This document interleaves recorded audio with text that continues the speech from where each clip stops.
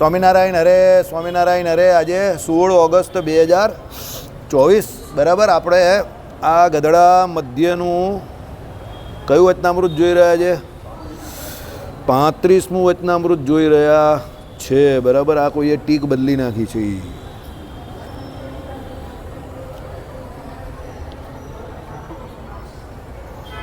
કંઈ નહીં, આ પછી એમાંથી એ થાય ને તો બધું સાથે જ મૂકી દઈએ ને.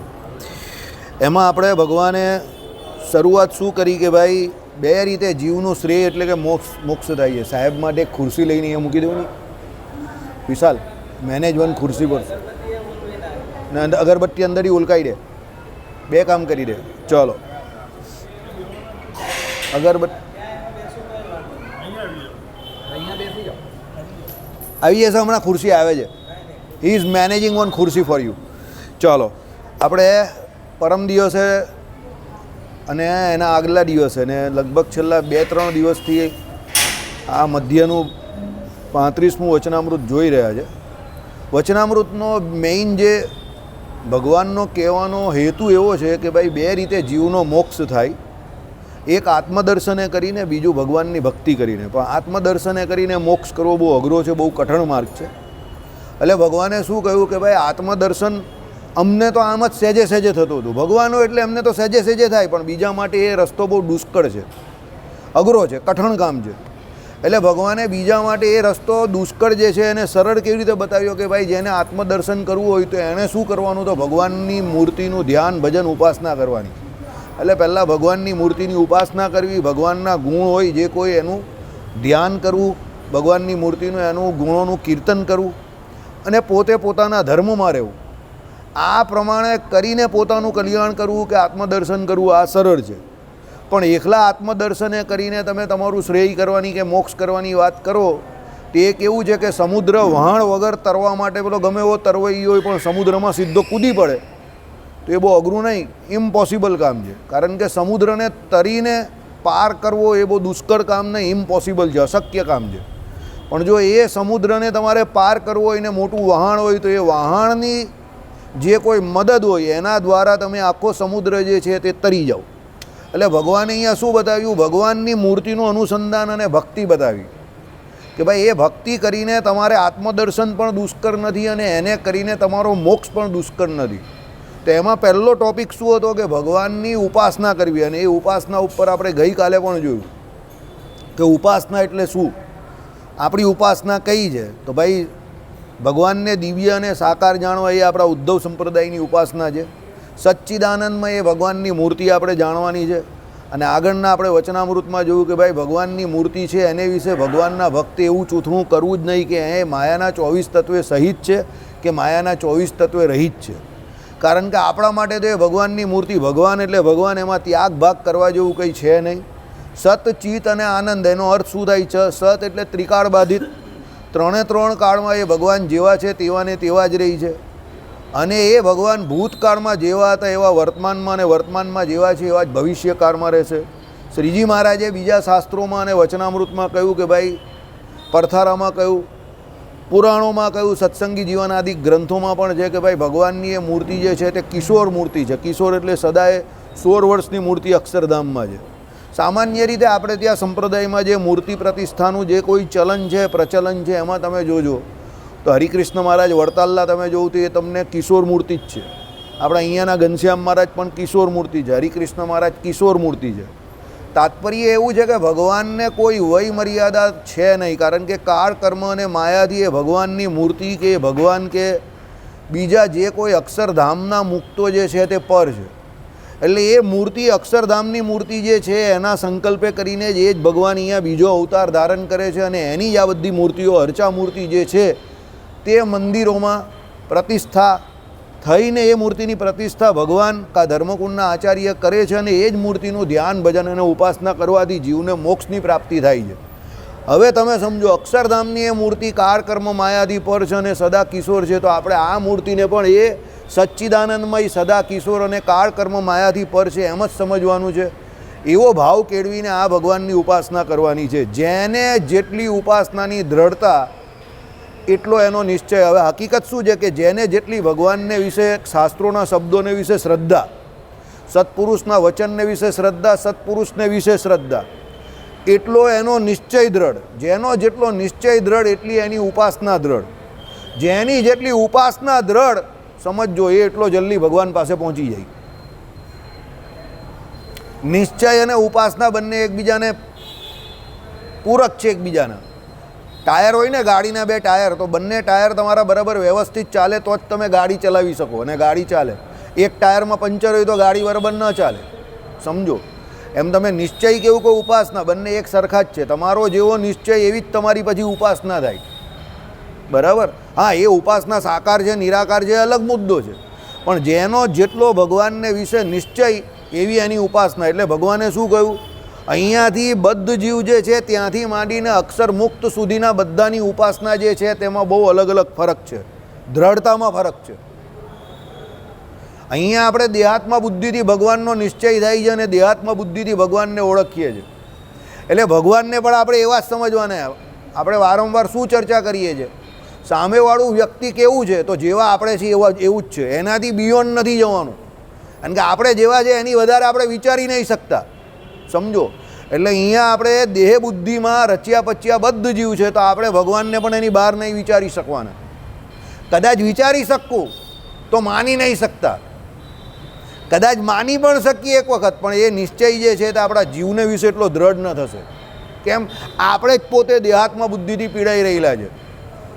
એટલે ભગવાને શું કહ્યું કે અહીંયા પેલો જે જીવ હોય બદ્ધ જીવ, ત્યાંથી માંડીને એક એક સ્ટેપ આગળ વધીએ તો સૌથી છેલ્લે પેલો અક્ષર મુક્ત જે ભગવાનની સામે અક્ષરધામમાં છે અને એ ભગવાનના યથાર્થ દર્શન કરે છે, જેવા છે તેવા એ ભગવાનના દર્શન કરે છે.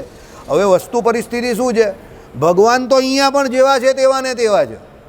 ભગવાનને ફરક નહીં પડતો, ફરક આપણામાં છે.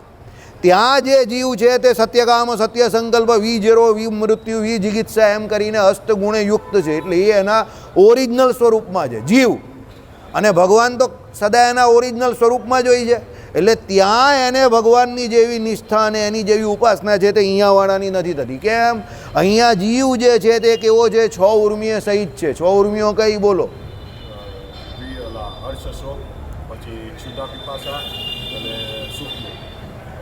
હર્ષશોક એટલે જન્મ મરણ. આ 6 ઉર્મિઓ એકચ્યુઅલી જે છે તે હકીકતમાં જીવાત્માની નથી, છે શરીરની. સમજો? જન્મ મરણ કોનો થાય? શરીરનો. પણ જીવ સમજે શું? મારો થયો. હર્ષ શોક કોને થાય? શરીરને કંઈ થાય તો થાય. થાય ભલે અંદર જીવાત્માને છે. સમજો? અને છેલ્લે શું આવ્યું? સુધા પીપાસા. તો ભૂખ તરસ કોને લાગે? શરીરને. આજે 11 છે તો ભૂખ તરસ કોને લાગી? શરીરને લાગી. પણ અંદરથી આપણે કહીએ શું? હું ભૂખો થયો, તરસ લાગી છે. શબ્દ આપણે હું વાપરીએ. સમજો? હકીકતમાં આત્માને કંઈ પાણી પીવડાવવાની જરૂર છે? આત્માને કંઈ ભૂખ લાગે છે? આત્માનો કોઈ જન્મ થાય છે? આત્માનું કંઈ મરણ થાય છે? જો આત્માનો જન્મ મરણ ન થતો હોય, ભૂખ તરસ ન લાગતી હોય, તો સુખ દુઃખ પણ ન થાય. આમ તમને સમજાવી શકાય, સીધું ન સમજાવી શકાય, આડું સમજાવવું પડે. આત્માનો જ્યાં જન્મ મરણ ન થાય, સમજો, એને ભૂખ તરસ નહીં લાગતી, તો સુખ દુઃખ કેવી રીતે થાય એને? એટલે આપણે આ લોકમાં જે સુખ દુઃખ પણ આપણે પોતાને વિશે માનીએ છીએ એ શું છે? પેલા જન્મ મરણ અને ભૂખ તરસની જેમ આપણું અજ્ઞાન છે. કેમ? આપણે આપણી જાતને દેહ માનીએ છીએ એટલે સુખ દુઃખ પણ માનીએ છીએ. એટલે દેહના સુખને આપણે સુખ માનીએ છીએ, દેહના દુઃખને આપણે દુઃખ માનીએ છીએ. જેમ દેહને ભૂખ લાગે તો આપણે ભૂખ્યા માનીએ છીએ, દેહને તરસ લાગે તો આપણે તરસ્યા માનીએ છીએ, દેહના જન્મને આપણે આપણો જન્મ માનીએ છીએ, દેહના મૃત્યુથી આપણે ડરીએ છીએ. એટલે શું કહે? હું મરી જવાનો? ના ભાઈ ના, બચવાના ઉપાય શોધો. હું તો કોઈ દિવસ મરતો જ નથી માય ડિયર ફ્રેન્ડ. એ તો અજ્ઞાન છે આપણું. સમજો? એટલે હું સુખી થયો કે હું દુઃખી થયો એવી જે આપણે અહીંયા ઉક્તિ કરીએ છીએ પણ અજ્ઞાન છે. એ તો શરીરને લીધે છે. સુખ ને દુઃખની વ્યાખ્યા શું કહી શાસ્ત્રોમાં? જ્ઞાનની અનુકૂળ અવસ્થા એ સુખ ને જ્ઞાનની પ્રતિકૂળ અવસ્થા એ દુઃખ. એટલે જે ઘટના કે જે વ્યક્તિ તમારા માટે સુખરૂપ છે તે આ ભાઈ માટે દુઃખરૂપ છે. ઠંડીની સિઝન હોય, મસ્ત ઠંડી પડતી હોય, 20 ડિગ્રીની આજુબાજુ ટેમ્પરેચર હોય, તો મને ને ગોપાલભાઈને મજા આવી જાય, વિજયભાઈને પણ મજા આવે. પણ અહીંયા બેઠેલા દરેકને મજા આવે ધેટ આઈ કાન્ટ સે. ને અત્યારે બફારો છે, ગરમીની સિઝન છે, તો મને ને ગોપાલને ને આ ભાઈને તરત ગરમી લાગી જાય. પણ અમે એવું ના કહી શકીએ કે તમને બધાને પણ એટલી જ ગરમી લાગે છે. અહીંયા ઘણા બેઠેલા એવા હશે, એને એમ થાય કે ના આ બધું બરાબર છે, અનુકૂળ છે અમને. હવે વાતાવરણ તો એનું એ જ છે. સુરતમાં જ બેઠેલા જ આપણે, કંઈ બહાર તો છે નહીં. હા, કદાચ સ્થળ બદલાય તો તમે એવું કહી શકો કે કાશ્મીરમાં ઓછી ઠંડી લાગે ને સુરતમાં વધારે લાગે, પણ આપણે તો બધા એક જ જગ્યા પર બેઠેલા જ, તો ફરક કેમ છે ભાઈ? તમારી પ્રકૃતિને આ વાતાવરણ વધારે અનુકૂળ આવે છે એટલે તમારા જ્ઞાનની અનુકૂળ અવસ્થા છે એટલે તમે કહું સુખ છે. અમારી પ્રકૃતિને પેલું 20 ડિગ્રી ટેમ્પરેચર વધારે માફક આવે છે એટલે અમે કહીએ એમાં સુખ છે. બાકી રહેલા તો સુરતમાં જ છે. સમજી ગયા? હવે આ સુખ ને દુઃખ જે કહ્યું એટલે એ કોઈ એવી ઘટના કે કોઈ એવા વસ્તુથી કે કોઈ એવી વ્યક્તિથી થતું નથી કે બધાને એક સરખું થતું હોય. એટલે એનો મતલબ એવો થયો કે એ સુખ ને દુઃખ જે છે એ પણ આપણું અજ્ઞાન જ છે. જો આપણે જ્ઞાન હોય તો માયાની કોઈ વસ્તુ કે વ્યક્તિથી સુખ પણ ન થાય કે માયાની કોઈ વસ્તુ કે વ્યક્તિથી દુઃખ પણ ન થાય. ભગવાને શું કહ્યું? સ્થિત પ્રજ્ઞ એવો જે જીવાત્મા જે છે જીતેન્દ્રિય થાય અને મારે વિશે જેની સ્થિતિ થઈ છે અને સુખ દુઃખની કોઈ અસર થતી નથી, બહાર દુનિયામાં શું ચાલે છે એને એની કંઈ પરવા જ નથી. સમજી ગયા? હવે આ પ્રમાણે 6 ઉર્મિઓથી પર થઈને તમે જ્યારે ઉપાસના કરો એટલે તમે ઉઠ્યા, લિફ્ટ થયા ધીમે રહીને. એટલે તમારી ઉપાસના જે બીજા અહીંયા દેહાભિમાને સહિત ભક્તિ કરે છે એના કરતાં થોડીક લિફ્ટ થઈ, ઊંચી થઈ. આવી રીતે હવે પેલો અક્ષરધામનો મુક્ત છે એને તો કોઈ દેહાભિમાન છે જ નહીં, કારણ કે એ તો અપ્રાકૃત દિવ્ય દ્રવ્યના દેહને પામી ગયો છે. એને તો ભૂખ નહીં લાગતી, તરસ નહીં લાગતી, જન્મ મરણની ચિંતા નથી, ખાવા પીવાની ચિંતા જ નથી કોઈ, સુખ દુઃખની ચિંતા જ કાજે એને કોઈ, કારણ કે એના ઓરિજિનલ સ્વરૂપના આત્મા પોતાના સુખમાં મગ્ન છે. જ્ઞાન સ્વરૂપ તો આત્મા પોતે જ છે. એટલે અહીંયા જે આ 6 ઉર્મિઓમાં જે સુખ દુઃખ કહ્યું ને એ શરીરનું કહ્યું છે, આત્માનું સુખ નહીં કહ્યું. કારણ કે આત્મામાં તો સુખ ને આનંદ જ આવે, દુઃખ છે જ નહીં. તો પછી 6 ઉર્મિઓમાં સુખ દુઃખ કેમ કહ્યું? એટલે એ ઉર્મિઓ કોને લાગે છે? 6 ઉર્મિઓ દેહને લાગે છે, શરીરને લાગે છે, આત્માને નહીં લાગતી. આત્મા એ 6 ઉર્મિઓથી પર છે, સમજો. એટલે જેમ જેમ જેમ જેમ એ પ્રમાણે જીવાત્મા ઉપાસના વધારે તેમ તેમ એ ઉપર જાય. હવે આપણા કરતાં વધારે એ ભગવાનના સ્વરૂપનું જ્ઞાન ઉપરના લોકમાં જે લોકો જતા હોય એને જ. હવે એવું કહ્યું છે શાસ્ત્રોમાં કે દેવતાઓ જે છે તે ભગવાનના ધામમાં જાય છે અને ભગવાનની સેવા કરે છે, એવા પણ છે. અને ભગવાનને આજીજી કરે છે કે ભાઈ અમારા બ્રહ્માંડમાં તમે પધારો. હવે એવું આપણે કરી શકીએ છીએ? અહીંયાથી કોઈ જઈ શકે છે ભાઈ? નહીં જઈ શકતા. હવે એ જઈ શકતા હોય ત્યાં જઈને સાક્ષાત ભગવાન પુરુષોત્તમ નારાયણના અક્ષરધામમાં જઈને દર્શન કરતા હોય તો એની ઉપાસના આપણા કરતાં ચડી ગઈ ને. પછી તમે કહ્યું કે આ પટેલિયા જેવા છે ને આ ફલાણા છે ને આ ઢીમકા છે. અરે ભાઈ, એ પટેલિયા જેવા છે તે એના લેવલ પર છે. તું સુરતના કમિશનરને કલેક્ટરને જઈને કહે તું પણ મારા જેવો માણસ જ છે ને, તને પણ 2 હાથ 2 પગ જ છે ને, ચાલ તું પણ માણસ છે, હું પણ માણસ છું, આજથી હું તમને તુકારો કહીને બોલાવીશ, હું કહું તો મારા ઘરે આવી જવાનું, કામકાજ છે, આમ છે તેમ છે. પેલો કે ઓ ભાઈ તું યાર કંઈ વાત કરે છે, એ આમ કરીને બેલ મારે એટલે પેલો પ્યુન આવી જાય, એને કહે કે આ માણસ જે આવેલો જ ને એને એટલો દૂર ભગાવી દે કે આજ પછી કોઈ દિવસ મારી નજીક નહીં આવી શકે. એ તમને એવી જગ્યા પર મૂકી આવે કે તમે સાહેબની નજીક જ નહીં પહોંચી શકો. સમજી ગયા? હવે એ પણ માણસ છે ને આપણે પણ માણસ છે, પણ ફરક કેટલો છે? બંનેના લેવલમાં, સ્ટેટસમાં, પોસ્ટમાં ફરક છે ને. સમજો, એમ દેવતાઓ જે છે એમના પોસ્ટમાં ફરક છે, એમના સ્ટેટસમાં ફરક છે. કેમ? એમણે ભગવાનની ઉપાસના આપણા કરતાં દ્રઢપણે કરેલી છે. સૂર્યનારાયણ આખા બ્રહ્માંડને પ્રકાશી શકે, બરાબર? અહીંયા જેટલાના માથા પર વાર નથી એનાથી એનું ઘર પણ પ્રકાશમાન નહીં થતું. તો સૂર્યનારાયણની જેમ બ્રહ્માંડની કા વાત કરો ને, અમારાથી તો જરા બી પ્રકાશમાન નહીં થાય. અમે ઊભા રહી જઈએ તો પ્રકાશ પડે જ નહીં જરા પણ, કારણ કે આ વાળ જ વચ્ચે આવી જાય. સમજો, બીજાથી પ્રકાશમાન થાય છે આખું દુનિયા. આપણા ઘરમાં પાવર જાય તો આપણે આમ કરીને ઊભા રહી જઈએ, આ હા હા સૂર્યનારાયણની જેમ લે મારો જીવાત્મા અતિશય પ્રકાશમાન છે, આખા ઘરમાં હમણાં પ્રકાશ ફેરવી દે. તો પ્રકાશ થાય છે? થાય છે કોઈનાથી પ્રકાશ? એવું તમે કરજો તો ખરા ને, એક વિડીયો બનાવજો, મજા આવશે, લોકોને મજા આવી જશે કે આ કોઈ સમજી ગયા. હા, છોકરાનું નામ પ્રકાશ હોય તો પણ એનામાં પ્રકાશ નહીં થતો. બિચારાને 10મામાં પાસ થતાં થતાં દમ નીકળી જાય બાપાનો. બાપા કે તારું નામ પ્રકાશ પાડ્યું પણ તારામાં કોઈ પ્રકાશ જ નહીં આવ્યો. સમજો, બરાબર? હવે સૂર્યનારાયણ પણ સૂર્યજી તો જીવ જ દેવતા જ છે, એટલે જીવ જ છે. એ આખા બ્રહ્માંડને પ્રકાશમાન કરી નાખે છે. ચંદ્ર અત્યારે જે આ ચંદ્રની કળાઓ જે છે દેવતાની આ બીજા જે ગ્રહો નક્ષત્રો છે એ બધાની જે પ્રમાણે એમનું તેજ છે, સમજો, છે તો બધા આપણા જેવા જ, સ્ટેટસ ઊંચું છે, બરાબર. એટલે બધાને કોઈ દિવસ એક સરખા સમજવા નહીં. એટલે શ્રીજી મહારાજે ના પાડેલી છે, મંદિર આવતા હરિભક્તો હોય, બહાર બીજા જે કોઈ હરિભક્તો હોય, બીજા કોઈ ભક્ત સંપ્રદાયના હરિભક્તો હોય, બીજા કોઈ ઈષ્ટદેવના એના પોતાના હરિભક્તો હોય, ભગવાનના જે કોઈ ભક્તો હોય એની જોડે કોઈ દિવસ માથાકૂટ કરવી નહીં. કોઈના માથા પર મીટર મૂકેલું નથી કે આ કેટલું ભજન કરે છે ને એની કેવી કેપેસિટી છે.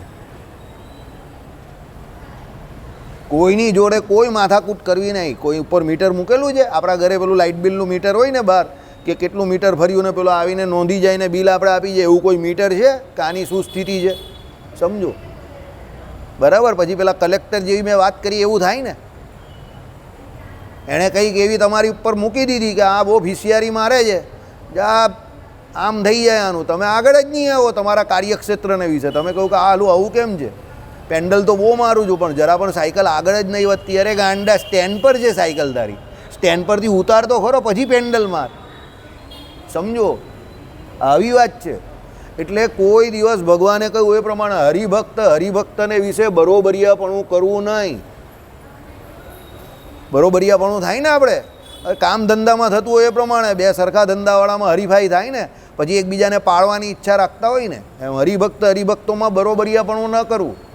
હંમેશા આત્મીયતા રાખવી કે ભાઈ આ ભગવાનનો ભક્ત છે, ભગવાનનું ભજન કરે છે અને એ ભગવાન જે છે તે એની ઉપર રાજી છે, મારી ઉપર પણ રાજી થશે, હું પણ એને રાજી કરવા જ પ્રયત્ન કરું છું, આ પણ આ મને ભગવાનને રાજી કરવા જ પ્રયત્ન કરે છે. તો અમે બંને એક જ ટ્રેનમાં બેઠેલા છે અને એક જ જગ્યા પર પહોંચવાનું છે, બંને મુસાફર છે. તો દોસ્તી કરીને કેમ ન પહોંચીએ? શું કામ ઈર્ષ્યા કરીએ ને શું કામ ઝઘડો કરીએ? જવાનું સાથે જ છે અને એક જ જગ્યા પર તો પહોંચવાનું છે. તો પછી એની જોડે દોસ્તી કરાય કે એની જોડે લડાઈ ઝઘડો થાય, સમજો. એટલે આ બુદ્ધિ વગરનું સેન્સ છે.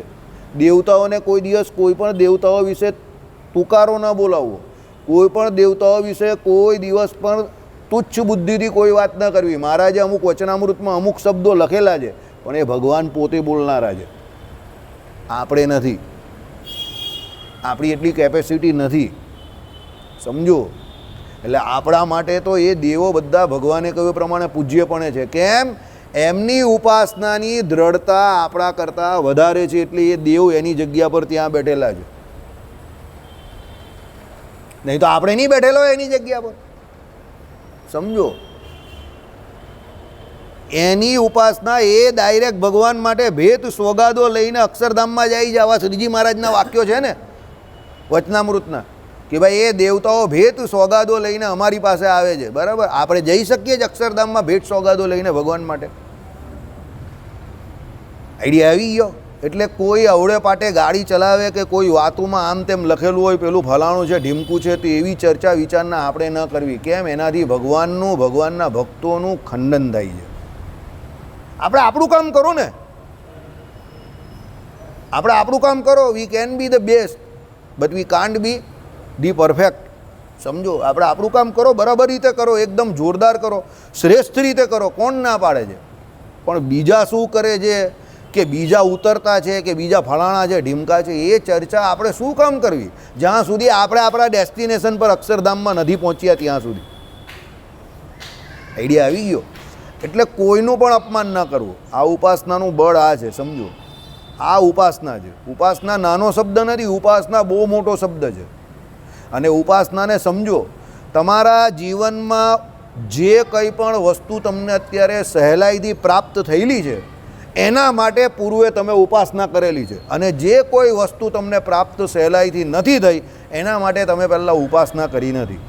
હવે તમે તમારા મગજમાં ખાલી વિચારો કઈ વસ્તુ તમને પ્રાપ્ત છે, કઈ તમને નથી પ્રાપ્ત,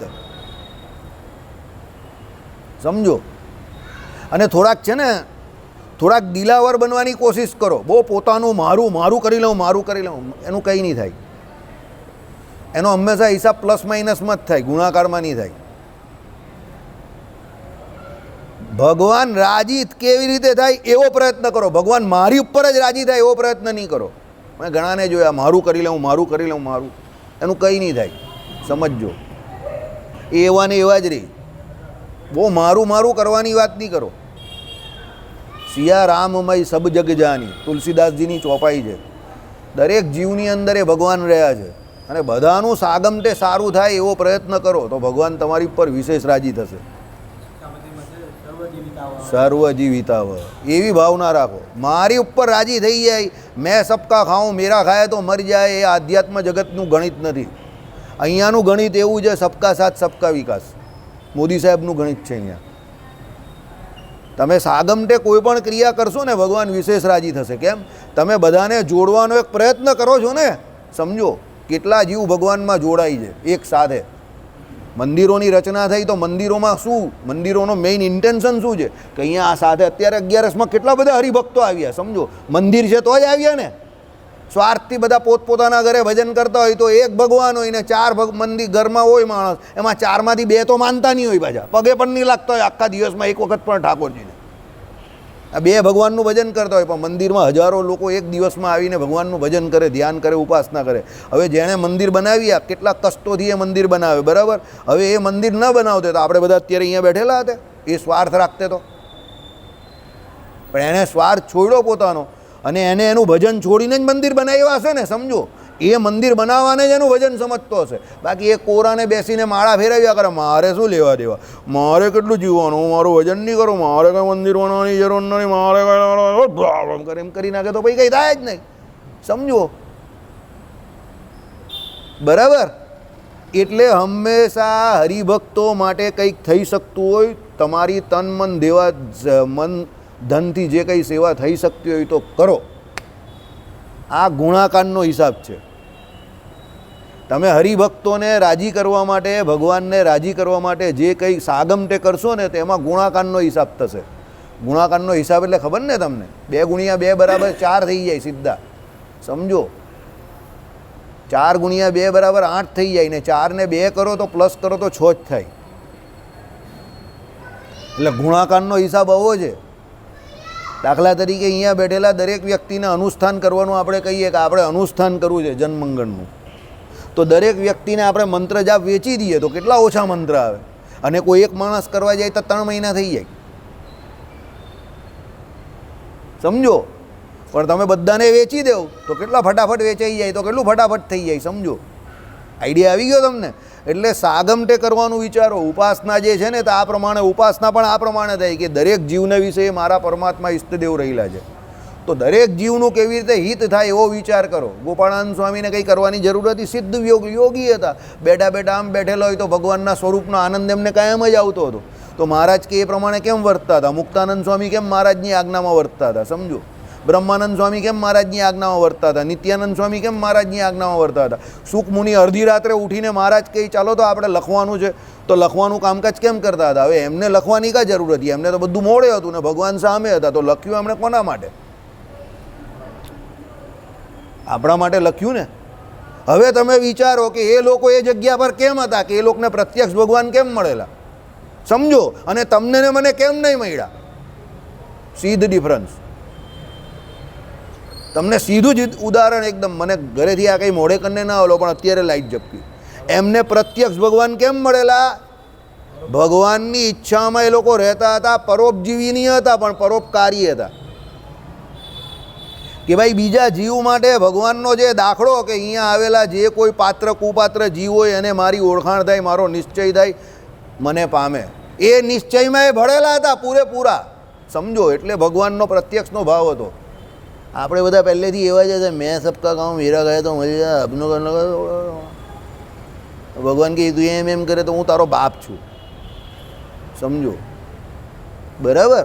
એ આપણા બાપ જ છે. અને તમને એમ કે હું એકલો રાજી કરી દે, ભગવાન કે હે તો હું પણ હલે તારી જોડે. સમજી ગયા. એટલે બહુ હોશિયાર બનાવવા મજા નથી. આ ગાંડાની લાઈન છે, આ હોશિયારની લાઈન નથી. દુનિયામાં લાઈન હોશિયારની છે, એમાં હિસાબ કરવો પડે, ધંધો કરવો પડે, નામો લખવું પડે, બધું કરવું પડે, મહારાજની આજ્ઞા છે. પણ આ લાઈન હોશિયારની નથી. આમાં ગાંડા બનવામાં મજા છે. તમે જોઈ લો, નરસિંહ મહેતા હિસાબ કરીને કામ કરતા હતા. કોઈ જગ્યા પર લખેલું છે? મીરાબાઈ હિસાબ કરીને કામ કરતા હતા. મુક્તાનંદ સ્વામી, રામ ગટાગટ મોરલી જે આવે બધાને, પરબતભાઈ જે આવે એને ભાઈ લઈ જવાય. રામ કી ચીડિયા રામ કા ખેત, ખાલો ચીડિયા ફરભર પેટ. દાદા ખાચર એ હિસાબ કરતા હતા કે આ ભગવાન મારું બધું આવરી નાખવાના. જો હિસાબ કરતે તો ભગવાન એને ત્યાં રહેતે જ નહીં. સમજો. ઘણા લોકો ત્યારે એવું કહેતા જ હતા કે દાદા ખાચરને ભગવાને શું કરી નાખ્યું, ભૈયાએ યુપી કા ભૈયાએ ગુજરાતનો જે એમ કહે કે આપણો દરબાર હતો એને સમજી જાઓ, આવું કહેતા જ હતા તે સમયે લોકો. કારણ કે ભૈયા લોકો બહુ હોશિયાર હોય, સમજો. એટલે એવું કહેતા જ હતા. તમને લોકોને હું બોલું જ તો અઘરા લાગે જ શબ્દ, પણ એવું જ કહેતા હતા કે ભાઈ યુપીના ભૈયાએ અહીંયા આવીને દરબારના દાદા ખાચરના રાજ દરબાર બધું લઈ લીધું અને દાદા ખાચરને કડકા બાલુસ કરી નાખ્યા. પણ દાદા ખાચર એકચ્યુઅલી બુદ્ધિશાળી વ્યક્તિ હતા, એણે એનું અને એના કુટુંબનું બધાનું કામ કરી નાખ્યું. હવે જે બોલવાવાળા છે એના એકના પણ નામ તમને યાદ નહીં હશે, પણ દાદા ખાચરનું નામ યાદ છે. હવે એ જો ગણતરી કરવા જતે તો એ પણ કોમન મેન જ થઈ જતે તમારી ને મારી જેમ, તો એનું નામ તમારું ઇતિહાસમાં ન લખાણું હતું. એટલે આ હિસાબની વાત નથી ભાઈ, બરાબર? યાદ રાખજો, જ્યાં જ્યાં મગજ એપ્લાય થાય સમજજો એ બધી હિસાબની વાત છે. અને જ્યાં જ્યાં હૃદય લાગણીનો વિષય હોય ત્યાં હિસાબ ન થાય. મા જોડેનો દીકરાનો પ્રેમ, બરાબર? એટલે માનો દીકરા પ્રત્યે પ્રેમ, એમાં કોઈ હિસાબ નહીં આવે. કારણ કે જો મા બધો હિસાબ કરવા માંડે ને કામ થઈ ગયું તો દીકરા મોટા જ નહીં થાય. પણ માએ હિસાબ નહીં કરતી એટલે જ આપણે અત્યારે બધા દુનિયા જોઈ શકીએ છીએ અને રહી શકીએ છીએ. મા બાકી હિસાબ કરે કે મેં તને 9 મહિના મારા પેટમાં રાખ્યો, તો હિસાબ કરવા જાય તો આપણામાંથી કોઈ જય સ્વામિનારાયણ આ દુનિયાનું મોડું જ નહીં જોઈ શકે. પણ મા એ હિસાબ નહીં કરતી, સમજો. એટલે મહાનતાની અપેક્ષા રાખવા પહેલાં પોતે એવી કોશિશ કરો કે મહાન કાર્ય આપણે કરી શકીએ. મોટા કાર્ય કરવા માટે આપણે પોતે પોતાની રીતે વર્તવું પડે. તમારે ખાલી કર્મ કરવાનું છે. મહાન તમને લોકો કહેશે જો તમને બહુ ઈચ્છા હોય તો, બાકી એવી ઈચ્છા પણ રાખવાની નથી. તમારે મહાન બનવાનો પ્રયત્ન નહીં કરવાનો. પ્રયત્ન કરશો તો ઊંધા જ પડશો, યાદ રાખજો. તમારે ખાલી કર્મ કરવાનું છે, ભગવાનને રાજી કરવાનું. એ કામ મહાન ઓટોમેટિક થઈ જશે. તમે ભગવાનમાં ભળશો તો આ બધું તમને ઉપાસનાની દ્રઢતા શીખવાડે. તમે જેટલા ભગવાનની નજીક જશો ને એટલી આ બધી બુદ્ધિ જે તમારી જે છે ને કે મારું કરી નાખવું, પોતાનું કરી નાખવું, હું હોશિયાર, આ તે બધી બુદ્ધિ ચાલી જશે.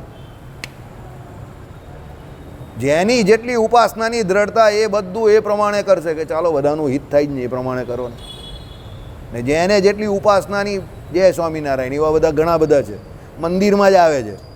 આપણે આપણું જોવો નહીં, મારું કરો નહીં, પેલાનું કરો નહીં, આનું કરો નહીં. એટલે હજુ બહુ વાર છે. એના માટે દિલ્હી હજુ બહુ દૂર છે, સમજો. કારણ કે ભગવાન સર્વના હૃદયમાં એક સરખા રહેલા છે, યાદ રાખજો. હવે તમે એ ભગવાનને વિશે ત્યાગ ભાગ જેવી બુદ્ધિ રાખશો તો પછી એ ભગવાનથી તમે છેટા જ રહેવાના. પણ સર્વની અંદર સમપણે રહેલા છે એમ માનીને તમે ઉપાસના કરશો તો તમારું સારું થશે. એટલે આ ઉપાસના બહુ મોટું પરિબળ છે, નાનું પરિબળ નથી. હજુ ચર્ચા કરવી હોય તો બીજા 5-10 દિવસ આરામથી થાય એવું છે. પણ હવે આગળ વધીએ, બરાબર? કે ભાઈ દિવ્ય અને સાકાર જાણવા એ ઉપાસના એકદમ નાની વસ્તુ નથી, એ બહુ મોટી વસ્તુ છે. અને કોઈ પણ જીવ એના ઉપાસનાના બળે કરીને જ ભગવાનને પામે છે. એટલે ઉપાસના બહુ મોટી વસ્તુ છે, નાની વસ્તુ નથી. ઉપાસના હવે ઘણા કહે કે ભાઈ અમારી સર્વોપરીની ઉપાસના છે. ભાઈ પરમાત્મા તત્વ સર્વોપરી જ છે. એટલે તમારી એકલાની કોઈની સર્વોપરીની ઉપાસના નથી. જે જે ભગવાનને ભજે છે એ બધાની સર્વોપરીની જ ઉપાસના છે. કારણ કે પરબ્રહ્મ તત્વ જ સર્વોપરી છે. પહેલાં એના માટે તમારે તત્વ અને 5 ભેદ એ જાણવા જરૂરી છે. 3 તત્વ અને 5 ભેદ. 3 તત્વ કયા? જીવ, ઈશ્વર ને માયા. અને 5 ભેદ તમે વાત કરો તો જીવ, ઈશ્વર, માયા, બ્રહ્મ અને પરબ્રહ્મ. તો 5 ભેદમાં પરબ્રહ્મ તત્વ જે કહ્યું એ પરબ્રહ્મ તત્વ જે છે તે સર્વથી ઉપર છે. કેવી રીતે? તો ગુણે કરીને, સામર્થ્ય કરીને, સ્વરૂપે કરીને, વિભૂતિએ કરીને, ઐશ્વર્ય કરીને, આ પેલા 4 કયા એ બધાથી એ શ્રેષ્ઠ છે. એટલે એને સર્વોપરી કહ્યું. હવે એ સર્વોપરી પરબ્રહ્મ તત્વ એટલે શું? તો તમારા માટે તમારા ભગવાન, બીજા માટે એના ભગવાન, ત્રીજા માટે એના ભગવાન, ચોથા માટે એના ભગવાન. ભગવાન જે કોઈ અવતાર ધારણ કરીને આવે અને એના જે કોઈ ભગવાનના ભક્તો હોય તે એને ઈષ્ટદેવ તરીકે ભજે, તે બધા માટે એ તત્વ સર્વોપરી. મારા માટે મારા ભગવાન સર્વોપરી, એના માટે આ મા જેવું જ છે. મારા માટે મારી માં સૌથી વધારે પૂજનીય અને વંદનીય, તમારા માટે તમારી માં, અને આ ભાઈ માટે એની માં. પછી હું તમારી માં વિશે ગમે તેમ બોલું તો તમારા માટે અસહ્ય છે, તમે મારી માં વિશે ગમે તેમ બોલો તો મારા માટે અસહ્ય છે. એમ તમે બીજાના ઈષ્ટદેવ વિશે ગમે તેમ બોલો તો એ એના માટે અસહ્ય છે, તમારા ઈષ્ટદેવ વિશે એ બોલે તો એ તમારા માટે અસહ્ય છે. સમજો. પણ તત્વતઃ એમાં કોઈ ફરક નથી. Mind it. એ પરબ્રહ્મ તત્વ જે છે એ જ પૂજનીય, એ જ વંદનીય છે, એ જ ઉપાસના કરવાને યોગ્ય છે, અને એ જ સર્વોપરી તત્વ છે, અને એ જ સર્વ કારણનું કારણ છે. અભિન્નો નિમિત્તો ઉપાદાન કારણ એ પરબ્રહ્મ પરમાત્મા પુરુષોત્તમ નારાયણ, જેને તમે ભગવાન કહો, નારાયણ કહો, વાસુદેવ કહો, કે રામ કૃષ્ણ કે સ્વામિનારાયણ કહો, કે ઘનશ્યામ મહારાજ કહો, જે કંઈ કહેવું તે, પણ એ જ આ જગતનું સર્વ કારણનું કારણ છે. અભિન્નો નિમિત્તો ઉપાદાન કારણ. અને એની ઉપાસના કરવાથી જ આ જીવ મોક્ષને પામે છે. અને એની ઉપાસના કરવાથી જ આ જીવ મોક્ષને પામે છે. એટલે જ એને સર્વોપરી તત્વ કહ્યું. બીજા કોઈ પણ દેવતાની ઉપાસના કરવાથી આ જીવ મોક્ષને પામતો નથી. કારણ કે દેવતાઓ પોતે જ બંધાયેલા છે. 14 લોકના બ્રહ્માંડમાં દેવતાઓ પોતે જ આ માયાની અંદર બંધાયેલા છે. તો જે પોતે બંધાયેલો છે એ તમારો મોક્ષ કાદી કરી શકે? સમજો. એટલે તમે જેને ભજો છો, જે પુરુષોત્તમ નારાયણ છે, એ સર્વોપરી તત્વ છે. અને એ સર્વોપરી તત્વ એના બીજા જે કોઈ અવતાર છે એને પણ જે ભજે છે તે એના માટે સર્વોપરી તત્વ છે. પણ બધા પહોંચવાના એક જ જગ્યા પર છે. આઈડિયા આવી ગયો? કારણ કે બધા ભગવાનનું ભજન કરે છે તે બધા કોની પાસે પહોંચવાના? તો ભગવાન પાસે જ પહોંચવાના. જે દેવતાનું ભજન કરે તે દેવતાના લોકમાં જવાના. સિમ્પલ વાત છે. તમારી જેવી ઉપાસના એવી તમારી મુક્તિ.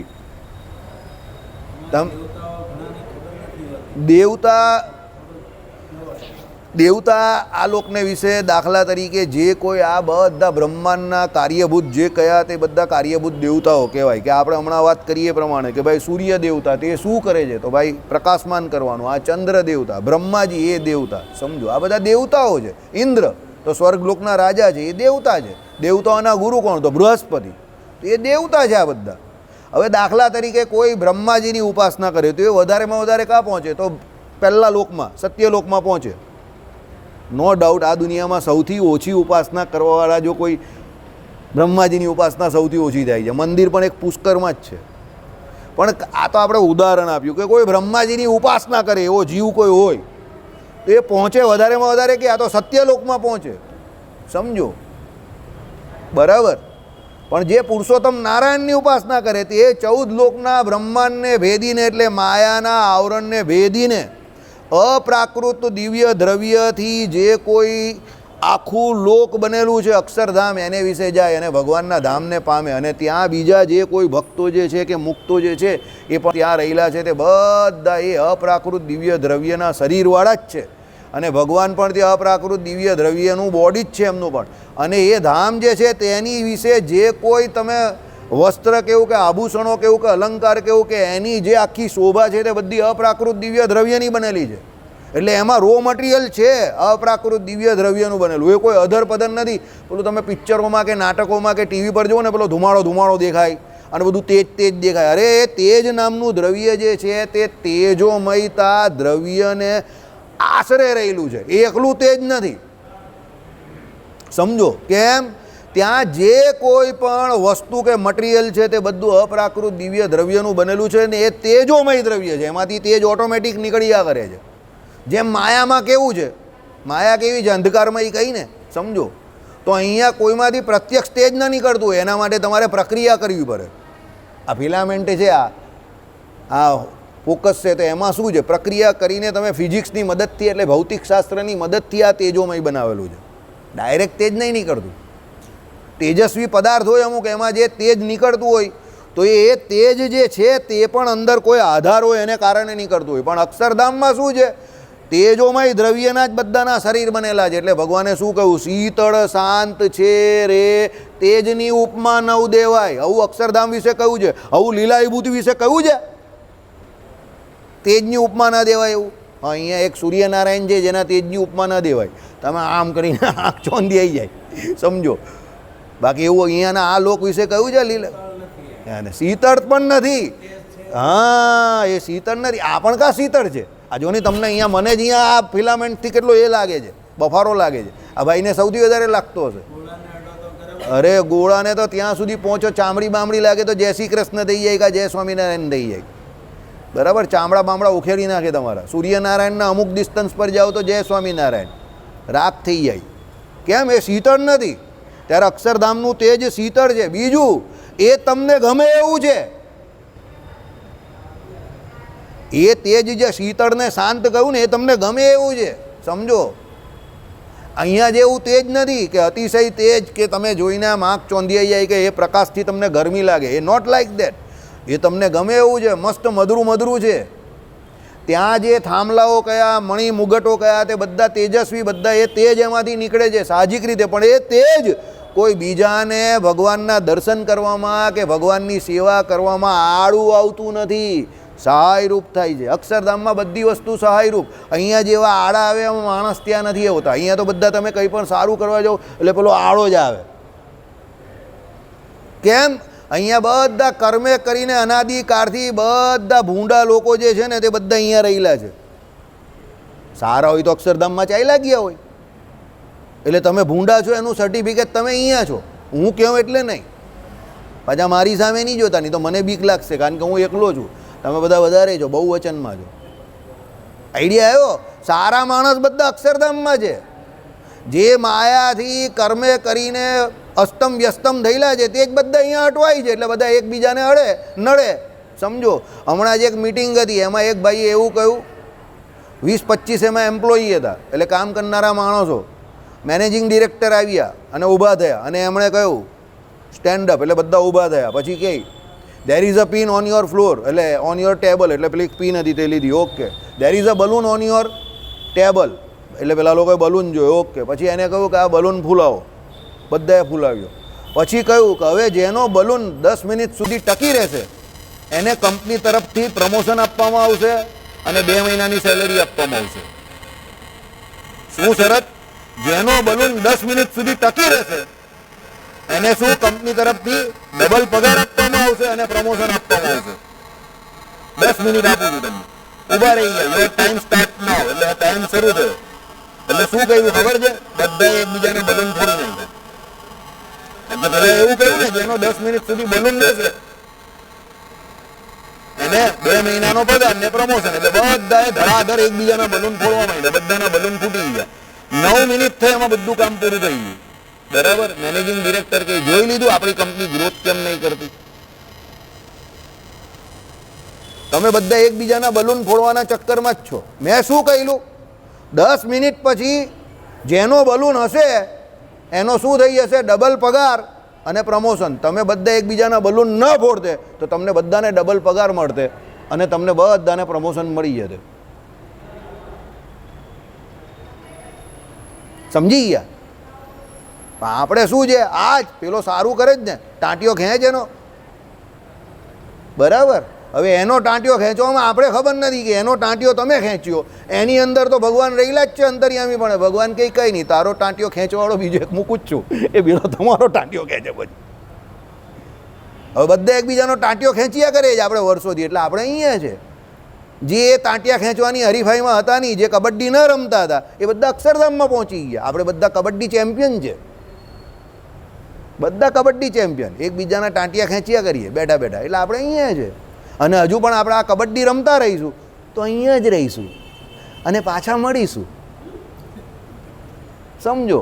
પણ જે દિવસે આપણે કબડ્ડી રમવાનું બંધ કરી દઈશું, એકબીજાના ટાંટિયા ખેંચવાનું, અને એકબીજાને મદદરૂપ થઈશું કે ચાલ ભાઈ ભજન કરીએ છે, બોલ ભાઈ, એકબીજાની સાથે સાગમ દે, તો બધા અક્ષરધામમાં પહોંચી જઈશું. પેલા સારા માણસો છે ને એની જોડે.